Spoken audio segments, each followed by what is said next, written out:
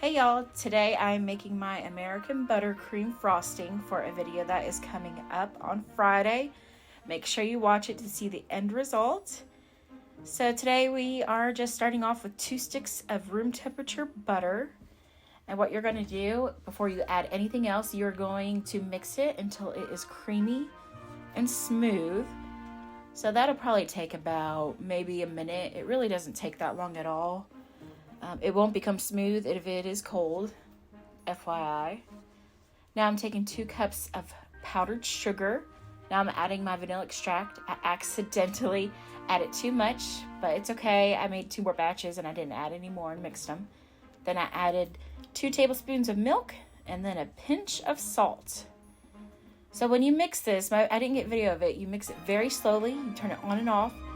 If you don't do that, powdered sugar will go everywhere.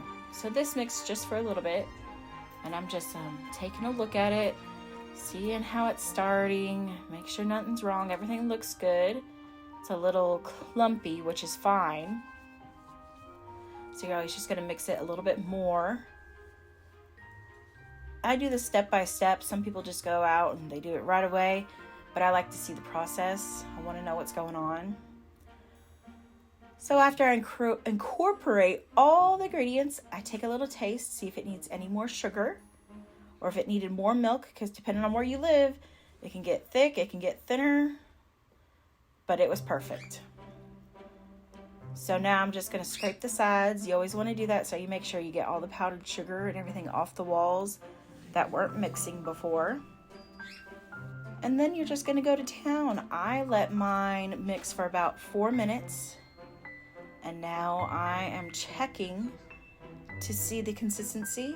There's some air bubbles, that's fine. And there it is. That's what it's supposed to look like. And you see it got wider.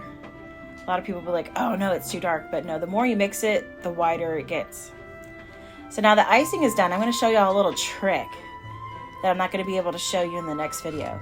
So to level your cake, all you do is keep the cake in the pan and you use a long serrated knife.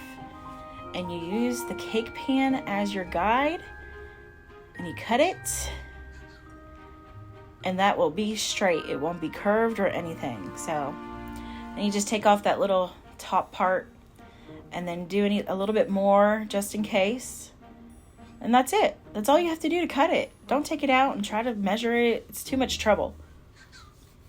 Right, y'all, that was everything. Bye.